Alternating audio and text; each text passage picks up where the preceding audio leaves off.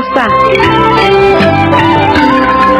ចាលោកអ្នកនាងស្ដាប់ជាទីមេត្រីបន្ទាយលង្វែកដ៏រឹងមាំរបស់ខ្មែរនាបុរាណសម័យត្រូវសៀមវាយកបានដោយប្រើល្បិចខ្ចីដៃខ្មែរឲ្យបំផ្លាញកំពែងរំពាត់ទីក្រុងនេះដោយដៃខ្មែរខ្លួនឯងជាបន្តទៅនេះលោកជុនច័ន្ទបុតសូមរៀបរាប់ជូននៅការបាក់បែកក្រុងលង្វែកនៅចុងសតវត្សទី16ដូចតទៅ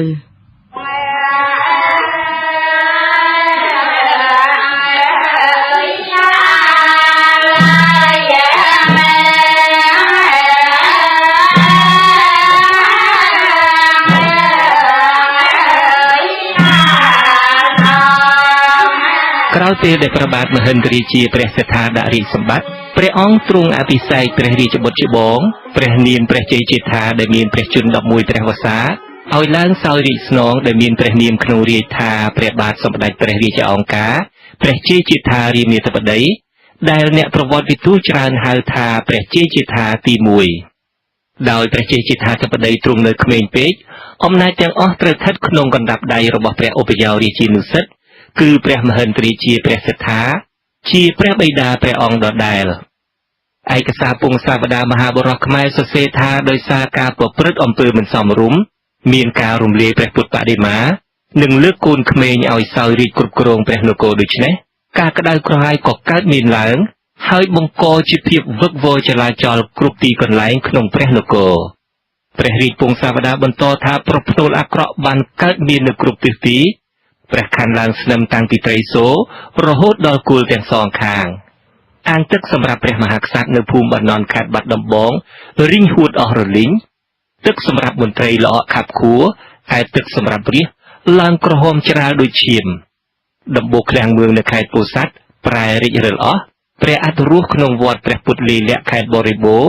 មានឈាមហូរចេញពីព្រះឱរាព្រះពុទ្ធសយៈខេត្តអសន្ទុកមានឈាមហូរចេញពីព្រះបាទមានស្រមោចលីងដេញមិនជ្រះសោះរីឯព្រះពុទ្ធសយៈខេត្តបាសានត្រង់ព្រះបាទនិងព្រះឱរាមានហូរឈាមព្រះឥសូរព្រះនរាយវត្តវិហារសួរមានឈាមហូរចេញតាមព្រះនេត្រព្រះជ្រែកបាក់មែកនៅទិសខាងកើតលក្ខនឹងលក្ខម្យ៉ាងទៀតដែលមានចិត្តប្រមាថគិតថាសៀមមិនអាចមានកម្លាំងវាយកបន្ទាយលង្វែកបានហើយជឿថាសៀមរៀងចាលែងហ៊ានលើកទ័ពមកទៀតផងខ្មែរមួយចំនួនទាំងមន្ត្រីទាំងរាជទាំងរេពុលបាននាំគ្នាកាប់ឆ្ការព្រៃឫស្សីដើម្បីរើសយកប្រាក់ដួងដែលសៀមបោះចូលទៅមុនពេលពួកនេះដកទ័ពថយក្រោយចាញ់សង្គ្រាមកាលពីលើកមុនចំណែកខាងសៀមវិញក្រោយពីបានដំណឹងថាព្រះសត្ថាមានសតិពុំប្រកក្តីនគរកម្ពុជាកើតចលាចលគ្រប់ទីកន្លែងហើយគុំឫស្សីដែលជារបងយ៉ាងក្រាស់របស់បន្ទាយលង្វែកនោះត្រូវខ្មែរកាប់ឆ្ការបំផ្លាញអស់ជាច្រើនអន្លើផងនៅឆ្នាំ1593ព្រះនរេន្ទសូរស្ដេចសៀមក៏លើកទ័ពចំនួន 150,000 នាក់ឯកសារខ្លះថា 29,000 នាក់និងដំរីច្រើនពាន់ចូលមកវាយលុកប្រទេសកម្ពុជាជាថ្មីម្ដងទៀតព្រះមហិន្ទរាជាព្រះសត្ថាទ្រង់ជ្រាបដំណឹងនេះក៏ទ្រង់បានបញ្ជាឲ្យលោកវាឡូសូជនជាតិប៉ុកទីហ្គាល់ជាប្អូនថ្លៃរបស់ព្រះអង្គទៅតាក់ទងសុំជំនួយពីអ្នកកាន់អំណាចប៉ុកទីហ្គាល់នៅម៉ាឡាកាក៏ប៉ុន្តែពួកនេះមិនអាចមកជួយខ្មែរបានឡើយព្រោះជាប់រវល់ច្បាំងជាមួយនឹងពួកម៉ាឡាយូដូច្នេះព្រះសត្ថាក៏ទ្រង់ងាកទៅតាក់ទងពួកអេស្ប៉ាញ៉ុលនៅហ្វីលីពីនវិញដោយទ្រង់បញ្ជាឲ្យលោកវាឡូសូនាំព្រះរាជសាររបស់ព្រះអង្គទៅជូនលោកទេសាភិបាលអេស្ប៉ាញនៅក្រុងម៉ានីលក៏ប៉ុន្តែលោកទេសាភិបាលអេស្ប៉ាញ៉ុលក៏ពុំអាចបញ្ជូនទ័ពមកជួយខ្មែរបានទៀតព្រោះពេលនោះលោកក៏កំពុងតែរៀបចំកងទ័ពទៅវាយយកកោះមូលុកក៏ប៉ុន្តែក្រោយពីទេសាភិបាលចាស់ជាឪពុកអនិច្ចកម្មទៅលោកទេសាភិបាលអេស្ប៉ាញ៉ុលថ្មីជាកូនក៏បានបញ្ជាទ័ពមកកម្ពុជាក៏ប៉ុន្តែទ័ពជំនួយរបស់អេស្ប៉ាញបានមកដល់បន្ទាយលង្វែកក្រោយពេលដែលសៀមវាយលុកយកបន្ទាយនេះបានរួចជាស្រេចទៅហើយចំណែកខាងទ័ពសៀមវិញបន្ទាប់ពីបានជោគជ័យលើកម្លាំងទ័ពខ្មែរនៅខេត្តបាត់ដំបងហើយក៏លើកជំរុលមកវាយបន្ទាយខេត្តពោធិ៍សាត់រួចបន្តមកដល់ខេត្តបរិបូរបន្ទាយរលាផ្អៀទៀតដោយឃើញទ័ពសៀមមានចំនួនច្រើនលើសលប់ព្រះស្រីសូរិយាពណ៌ដែលជាព្រះឧបយោរាជដែលគង់ការពារក្នុងបន្ទាយរលាផ្អៀនោះក៏ដកទ័ពថយចូលមកក្រុងលង្វែកចំណែកព្រះសត្ថាវិញលុះជ្រាបថាទ័ពសៀមលើកមកជិតបន្ទាយលង្វែកហើយទ្រង់ក៏នាំព្រះរាជបុត្រព្រះជ័យជេដ្ឋានិងព្រះពញាតនព្រមជាមួយនឹងអគ្គមហេសីស្រីស្នំភៀសព្រះអង្គទៅគង់នៅស្រីសន្ធររួចក្រោយមកទៅស្ទឹងត្រែងហើយទីបំផុតយាងចូលក្រុងវៀងច័ន្ទប្រទេសឡាវឡានឆាង ចំណែកព្រះស្រីសូរិយោពណ៌ជាព្រះឧបយោរាជទ្រង់បាននាំទ័ពក្នុងបន្ទាយលង្វែកវាយប្រយុទ្ធជាមួយខ្មាំងសត្រូវយ៉ាងស្វិតស្វាញសៀមបានឡោមព័ទ្ធបន្ទាយលង្វែកអស់រយៈពេល3ខែតែចូលមិនចុះទីបំផុតព្រះនរេនសូរស្ដេចសៀមទ្រង់បញ្ជាឲ្យទ័ពសៀមយកចំបើងជ្រលក់ជាប់ទឹកទៅដុតឫស្សីដែលខ្មែរបានគាស់រំលើងទាំងនោះឆេះអស់រយៈពេល3យប់3ថ្ងៃរួចវាយសម្រុកយកបន្ទាយលង្វែកបានតែម្ដងសៀមចាប់បានព្រះស្រីសូរិយោពណ៌ឧបយោរាជរបស់ខ្មែរព្រះរាជបុត្រនិងព្រះមហេសីនាំយកទៅស្រុកសៀមផងនៅក្នុងជ័យជំនះដ៏ធំធេងលើខ្មែរលើកនេះសៀមបានដុតបំផ្លាញគំទេចបន្ទាយលង្វែកដែលជាបន្ទាយដ៏រឹងមាំចុងក្រោយរបស់ខ្មែរអស់គ្មានសល់ហើយបានប្រមូលយកឯកសារគម្ពីរដីកាក្រាំងក្បួនខ្នាតដ៏មានតម្លៃផ្សេងៗរបស់ជាតិខ្មែរព្រមទាំងចាប់យកអ្នកប្រាជ្ញរាជបណ្ឌិតកវី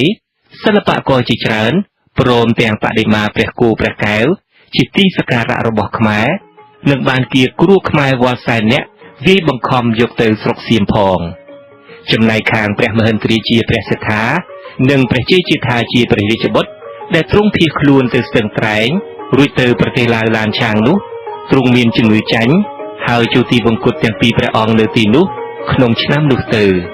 ខ្ញុំជុនច័ន្ទបុត្រវិទ្យុអាស៊ីសេរីក្រុងភ្នំពេញ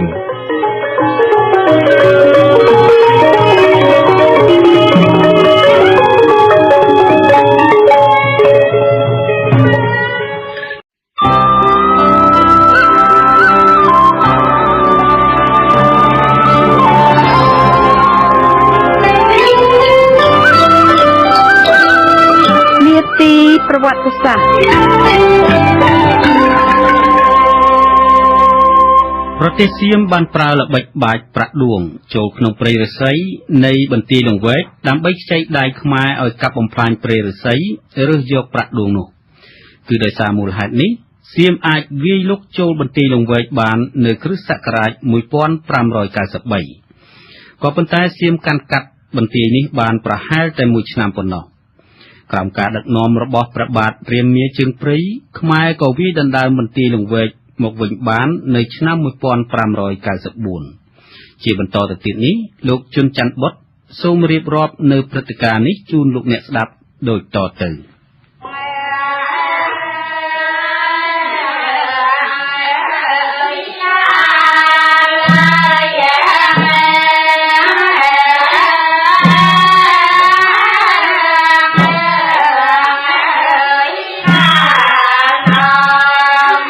ព្រះចៅនរានសូរស្ដេចសៀមក្រោយពីបានជ័យជំនះលើខ្មែរហើយក៏ទ្រង់តែងតាំងមហាមន្ត្រីសៀមនិងពលទាហាន 2000 នាក់ឲ្យទៅនៅក្នុងស្រុកឧដុង្គដើម្បីត្រួតត្រាកិច្ចការប្រទេសខ្មែរឯព្រះអង្គទ្រង់នាំរាយពលយាងត្រឡប់ទៅក្រុងអយុធ្យាប្រទេសសៀមវិញ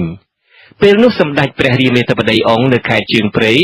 ដែលអ្នកផងនិយមហៅថាព្រះបាទរាមាជើងព្រៃដែលជាព្រះញាតិរបស់ព្រះមហិន្ទ្រាជាព្រះសិទ្ធា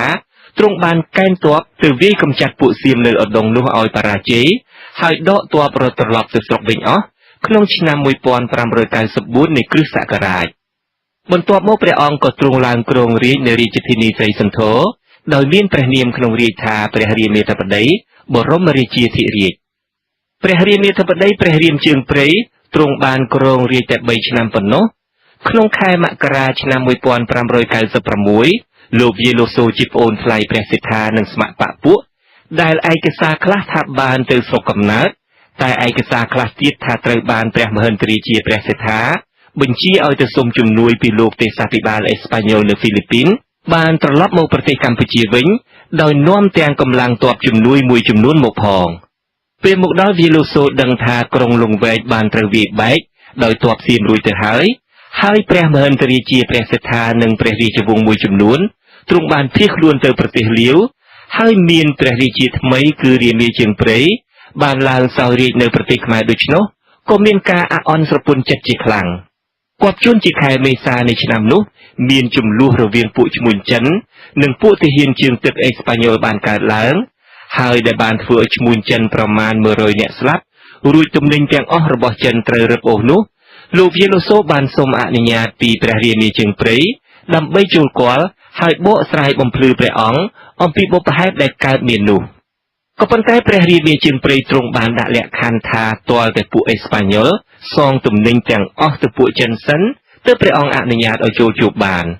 ដោយហេតុនោះលោកវាឡូសូនិងលោករវីសបានសម្រេចចិត្តប្រើកម្លាំងទ័ពដើម្បីវាយលុកព្រះរាជវាំងស្រីសន្ធរហើយធ្វើគុតព្រះរាមាជើងព្រៃក្នុងឆ្នាំនោះទៅឯកសារខ្លះទៀតដូចជាព្រះរាជពង្សាវតារមហាបរោះខ្មែរជាដើមបានរៀបរាប់លំអិតពីព្រឹត្តិការណ៍នោះថាកាលបើត្រឡប់មកដល់ប្រទេសខ្មែរវិញហើយដឹងថាព្រះមហិន្ទ្រាជាព្រះសេដ្ឋានិងព្រះរាជវង្សទ្រង់ភៀសព្រះអង្គទៅខេត្តស្ទឹងត្រែងហើយមានស្ដេចថ្មីគឺព្រះរាមាជើងព្រៃទ្រង់ឡើងសោយរាជនៅរាជធានីស្រីសន្ធរដូច្នោះលោកវាឡូសូនិងស្ម័គ្របកពួកបានធ្វើឧបាយកលជាសុំចូលគាល់ព្រះរាមាជើងព្រៃដោយនាំយកកំភ្លើងវែងមួយចំនួននិងកំភ្លើងខ្លីក្រំមាសយ៉ាងល្អដែលខ្លួនទើបនឹងបានមកយកទៅថ្វាយព្រះអង្គដើម្បីសុំជ្រោបកោនបុណ្យបារមីដោយព្រះរាមាធិបតីព្រះរាមាជើងព្រៃមិនបានជ្រាបពីឧបាយកលនេះក៏ទ្រង់អនុញ្ញាតឲ្យចូលគាល់តាមសំណើលោកវាឡូសូយកកំភ្លើងវែងរបស់ខ្លួន24ដើមដាក់ក្នុងហឹបឲ្យទាហានអេស្ប៉ាញ៉ុលសែងជា12ស្នែងចូលទៅហើយកំភ្លើងខ្លីក្រំមាសនោះលោកវាឡូសូកាន់ចូលទៅដោយខ្លួនឯងដល់មុខព្រះភក្ត្រព្រះរាជាហើយក៏លុតជង្គង់ថ្វាយកំភ្លើងក្រំមាសនោះដោយហុចខាងស្វ័យកំភ្លើងទៅមុនព្រះរាជាលូកព្រះហស្ថមកទទួលកំភ្លើងនោះវាឡូសូក៏ក្រឡាស់ថ្វាយខាងត្រែកំភ្លើងរួចកោះកៃគ្រាប់កំភ្លើងផ្ទុះឡើងត្រូវព្រះរាមជើងព្រៃសគត់ទៅព្រះរាមាជើងព្រៃទ្រង់ឡើងគ្រងរាជនៅឆ្នាំ1594ហើយទ្រង់សគត់ដោយគ្រាប់កំភ្លើងរបស់អេស្ប៉ាញ៉ុលនៅឆ្នាំ1596នៃគ្រិស្តសករាជនៅរាជធានីស្រីសន្ធរខ្ញុំជុនច័ន្ទបុត្រវិទ្យុអាស៊ីសេរីក្រុងភ្នំពេញ